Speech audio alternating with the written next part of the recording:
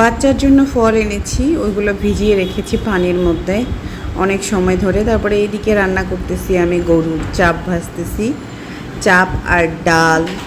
ওইদিকে আমি মাছও রান্না করে নিচ্ছি।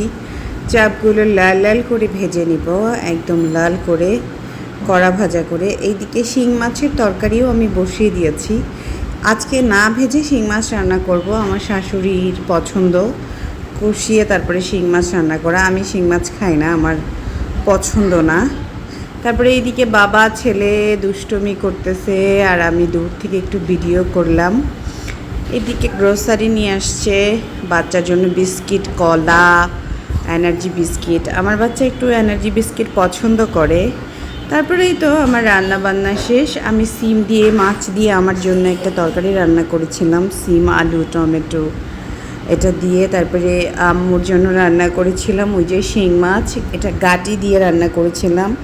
তারপরে রান্না করেছিলাম পুঁই শাক আলু দিয়ে ভাজি, তারপরে পাতলা ডাল, এই তো জলপাই দিয়ে ডাল রান্না করেছিলাম। তারপরে এই তো চাপ অনেকগুলো ভেজেছিলাম, খাওয়া হয়ে গেছে। এরপরে হাজব্যান্ডের খাবারের বক্স রেডি করে দিলাম, পুঁই শাক আর দিয়েছি গরুর চাপ আর দিয়েছি ভাত। এই ছিল আমার আজকের মতো আয়োজন। সবাই ভালো থাকবেন, আল্লাহ হাফেজ।